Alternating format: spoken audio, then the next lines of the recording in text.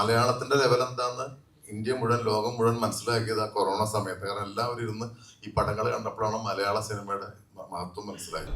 ഇവരോടൊക്കെ ഇപ്പൊ പിടിച്ചു നിൽക്കണ്ടേ? ഇപ്പൊ ഈ പറയുന്ന അല്ലെങ്കിൽ അപ്പനായിട്ട് അപ്പനായിട്ടൊക്കെ ഇന്ന് പോകണ്ടേ?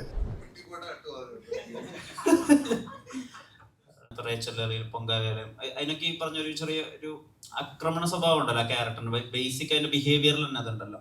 അപ്പൊ പണ്ടോട്ട് ഈ മെയിൻറ്റെയിൻ ചെയ്യുന്ന ഫിസിക് ആ ക്യാരക്ടേഴ്സിനെ ഹെൽപ്പ് ചെയ്യുന്നുണ്ട്, അങ്ങനെ തോന്നിയിട്ടുണ്ട്?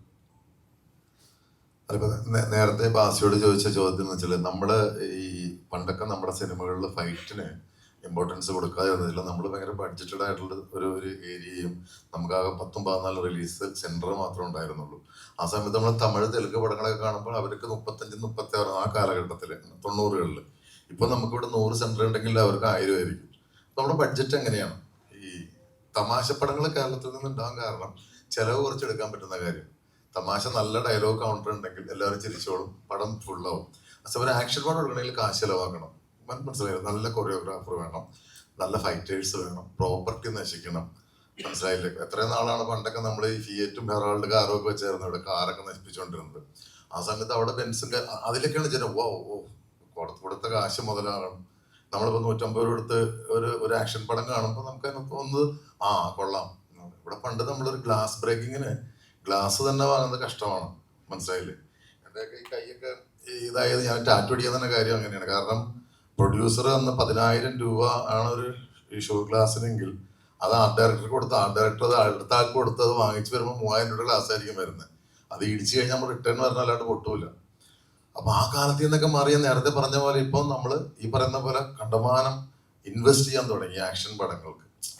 അതിനൊക്കെ ഏറ്റവും വലിയ കാര്യം ഈ ബാസിയുടെ ഒക്കെ മഞ്ഞുമൽ ബോയ്സ് തന്നെയാണ്. ഞാനത് എടുത്തു പറയാൻ കാരണം പണ്ടൊക്കെ ഞാൻ വിചാരിച്ചിട്ട്, ഞാൻ ചെന്നൈയിൽ ജീവിക്കുന്ന ആളാണ്, പണ്ട് ഞാൻ വിചാരിച്ചിട്ട് നമ്മുടെ പടങ്ങൾക്ക് എന്താണ് ഇവിടെ വലിയ തിയേറ്ററുകളൊന്നും കിട്ടാത്തത്, പ്രത്യേകിച്ച് ഉദയം കോംപ്ലക്സ് അതുപോലുള്ള തിയേറ്ററുകളൊന്നും കിട്ടാറില്ല.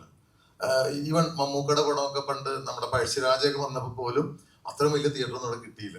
അതിനുശേഷം ഞാൻ നോക്കുമ്പോൾ നമ്മുടെ മലയാള പടം അവിടെ കയറിയിട്ട് ഈ മഞ്ജുമൽ ബോയ്സ് ഒക്കെ വേറെ ലെവലില് അവിടെ സ്ഥിരം വിക്രമിന്റെ പടങ്ങൾ മാത്രം ഓടിക്കൊണ്ട തിയേറ്ററിലടക്കം അത് കയറി കളിച്ചു കൊളുത്തി. അത് നമ്മൾ ആ കൊറോണ കഴിഞ്ഞതിന് ശേഷം നമുക്കുണ്ടായ ഏറ്റവും വലിയൊരു ഭാഗ്യമാണ്. കാരണം മലയാളത്തിന്റെ ലെവൽ എന്താന്ന് ഇന്ത്യ മുഴുവൻ ലോകം മുഴുവൻ മനസ്സിലാക്കിയത് ആ കൊറോണ സമയത്ത്. കാരണം എല്ലാവരും ഇരുന്ന് ഈ പടങ്ങൾ കണ്ടപ്പോഴാണ് മലയാള സിനിമയുടെ മഹത്വം മനസ്സിലായത്. അപ്പോൾ ഇവിടെ നമുക്ക് മനസ്സിലായി ഇനി മലയാളം പടങ്ങൾ വളരെ കുറച്ച് ഇൻവെസ്റ്റ് ചെയ്തിട്ട് മറ്റുള്ള ഭാഷകൾ ഇൻവെസ്റ്റ് ചെയ്യണതിന്റെ 4 ഇൻവെസ്റ്റ് ചെയ്താൽ ഗംഭീര വിജയം കൊയ്യാമെന്ന് മനസ്സിലാക്കിയിട്ടാണ് ഇതുപോലുള്ള പടങ്ങൾ ഉണ്ടാകുന്നത്. ഇപ്പൊ ഈ പറയുന്ന ഇപ്പൊ നമ്മുടെ പൊങ്കാലയ്ക്ക് വന്നാൽ തന്നെ ഇത് വെറുതെ ഒരു 11 അടി പണ്ട് നമ്മുടെ പടങ്ങളിലുണ്ടായിരുന്നു. ബാബുവാനിയുടെ പടങ്ങളൊക്കെ ഉണ്ടായിരുന്നു. ഞാനൊക്കെ 16 ഫൈറ്റ് ചെയ്തിട്ടുണ്ട്. കാലത്ത് മുതൽ തുടങ്ങിക്കഴിഞ്ഞാൽ അനിൽ ബാബുവിന്റെ ഒരു പടമുണ്ട് സ്ട്രീറ്റ് എന്ന് പറഞ്ഞിട്ട്, 16 ഫൈറ്റ് അതിനകത്ത്. അപ്പോൾ അതുപോലെയുള്ള ഒരു ഇതല്ല ഇത്. പക്ഷെ ഇതൊരു ഈ കഥയ്ക്ക് വേണ്ടിയുള്ള ഒരു ഇതാണോ? എല്ലാം ഈ പറയുന്ന പോലെ അടിയും ഇടിയും ബഹളവും ഒക്കെ ആണെങ്കിലും അത് കഥയ്ക്ക് വേണ്ടിയിട്ടുള്ളതാണ്. അപ്പൊ അതിൻ്റെതായ ചെലവുണ്ട്. പിന്നെ എന്നോട് ചോദിച്ചത് എന്താ വെച്ചാൽ ഇപ്പൊ ഫിസിക് അങ്ങനെ കൊണ്ടു നടക്കുന്നു എന്നുള്ളതെന്ന് വെച്ച് കഴിഞ്ഞാൽ ഇവരോടൊക്കെ ഇപ്പൊ പിടിച്ചു നിൽക്കണ്ടേ? ഇപ്പൊ ഈ പറയുന്ന ഹണീബി കഴിഞ്ഞിട്ട് ഇപ്പൊ നമ്മൾ എത്ര വർഷമായി? 10 വർഷം കഴിഞ്ഞു അല്ലെ? 10 അല്ലല്ലോ, 12 വർഷം കഴിഞ്ഞു. അപ്പൊ അതിനുശേഷം ഇനിയും അതുപോലെയൊക്കെ വരുമ്പോൾ ഇവരുടെ സഹോദരനായിട്ടോ അല്ലെങ്കിൽ അപ്പനായിട്ടോ അപ്പനായിട്ടോ ഒക്കെ ഇങ്ങനെ പോകണ്ടേ? അതുകൊണ്ട് ഇങ്ങനെ പോകുന്നത്. പിന്നെ അതൊക്കെ ഓരോരുത്തരുടെ ഒരു എന്താ പറയാ, എന്നെ സംബന്ധിച്ചിടത്തോളം എനിക്ക് ഈ ആഴ്ച ഒരു 5 ദിവസമെങ്കിലും എന്തെങ്കിലുമൊക്കെ കസരത്ത് കാണിച്ചില്ലെങ്കിൽ എനിക്കെന്തോ അസുഖം വന്ന പോലെ തോന്നും. അതുകൊണ്ട് ഇങ്ങനെ മുന്നോട്ട് പോകും.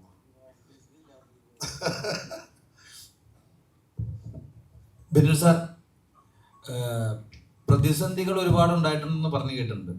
ആ പ്രതിസന്ധികളിൽ താങ്കൾ എന്റെ ലക്ഷ്യം വേറെയാണ് എന്ന് ഒരു ഡയലോഗ് പറഞ്ഞിട്ടുള്ളതും കേട്ടിട്ടുണ്ട്. ഈ ട്രെയിലർ എത്ര പ്രാവശ്യം കണ്ടിട്ടുണ്ട്? ഏത് ട്രെയിലർ? നമ്മുടെ പടം തന്നെ, പൊങ്കാലയോ? ടീസർ എത്ര പ്രാവശ്യം കണ്ടിട്ടുണ്ട്? അത് അങ്ങനെ ചോദിച്ചു കഴിഞ്ഞാല് ഞാൻ ക്രിയേറ്റ് ചെയ്തൊരു സാധനമല്ലേ. അപ്പൊ അത് എപ്പോഴും കണ്ടോണ്ടിരിക്കാൻ അടുത്തടുത്ത് കണ്ടന്റുകൾ വിടുക എന്നുള്ളതാണ് എന്നെ സംബന്ധിച്ചിട്ട്.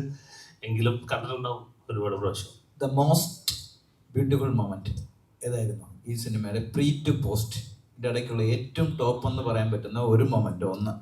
2, ബാസി സാറിൻ്റെയോ ആരുടെയെങ്കിലും അഭിനയത്തിൻ്റെ ഇടയ്ക്ക് കട്ട് പറയാൻ മറന്നുപോയ നിമിഷമുണ്ടോ? മീൻസ് അങ്ങനെ ഭയങ്കര ഇമോഷണലായി പോയ ഒരു നിമിഷം?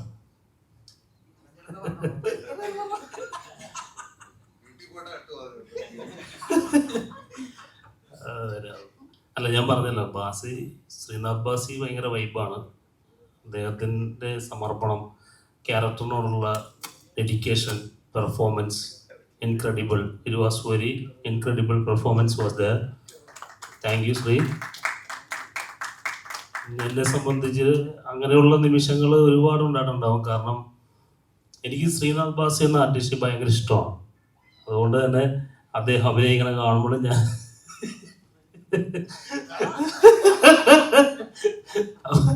അതുകൊണ്ട് അപ്പം എൻ്റെ ക്യാരക്ടർ ഒന്ന് നിന്ന് ചെയ്യുമ്പോൾ ആക്ച്വലി ഞാൻ പറഞ്ഞു വന്നെന്താ വെച്ച് കഴിഞ്ഞാൽ ഞാൻ ഈ കഥ എഴുതുന്നത് ശ്രീനാഥ് ബാസി കണ്ടിട്ടാണെന്ന് ഞാൻ പറഞ്ഞിട്ടുണ്ടല്ലോ പലവട്ടം.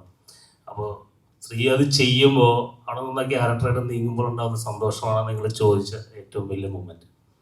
അതെനിക്ക് ഒരുപാട് സമയത്ത് കിട്ടിയിട്ടുണ്ട്. കാരണം നേരത്തെ ആര് ചോദിച്ചു, ഫിസിക്കലിനെ കുറിച്ച് ചോദിച്ചില്ലേ, ശ്രീനാഥ് ബാസി ഈസ് എ ജീനിയസ്, ഉറപ്പാണ്.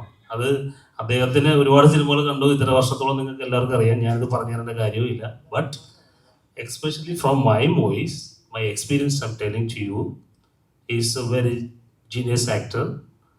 അദ്ദേഹം പറഞ്ഞു കൊടുക്കുന്നതില്ല, പുള്ളിക്ക് എൻ്റെ അടുത്ത് വന്ന് ഇങ്ങനെ ചോദിക്കാറുള്ളൂ, എന്താണ് ചെയ്യണേ, ഇങ്ങനെ സംഭവം, ഓക്കെ ഓക്കെ കഴിഞ്ഞു. പിന്നെ ഫുൾ ക്യാരക്ടറിനാണ്. അപ്പം നേരത്തെ ചോദിച്ചില്ല കട്ട് പറയുന്നതെന്ന് പറഞ്ഞാൽ ഞാൻ കട്ട് പറയണ്ട, പുള്ളി എന്നെ കറക്റ്റായിട്ട് ഇറങ്ങി പോയിക്കോളൂ. അത്രക്ക്.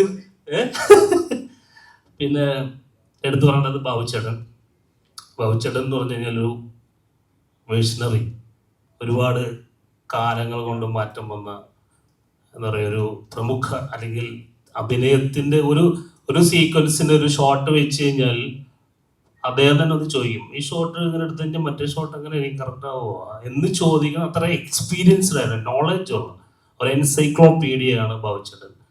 ബാബുച്ചേട്ടൻ്റെയൊക്കെ ഭയങ്കര, നമുക്ക് വളരെ ഒരു ഭാഗ്യമാണ് നല്ല ഇങ്ങനത്തെ ഒരു ആക്ടർ നമുക്കുള്ളത്. സത്യം എനിക്ക് പറയാൻ വയ്യ, അതൊക്കെ സിനിമ കാണുമ്പോൾ നിങ്ങൾക്ക് മനസ്സിലാവും.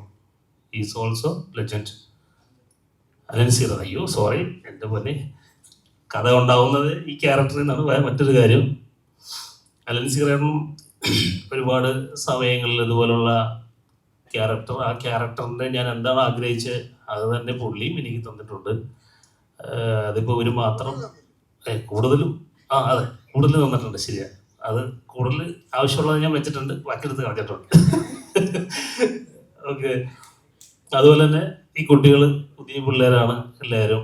സൂര്യ, ഇന്ദ്രജിത്ത്, യാമി, പിന്നെ നമ്മുടെ ദാവിൻ ജേക്കബ് ഉണ്ടായിരുന്നു, അവനോടെ ഇരിക്കുന്നത്. എല്ലാവരും നല്ല പെർഫോമൻസ് ആണ്. I am very happy as A film maker at the moment like this. I mean a lot. Thank you.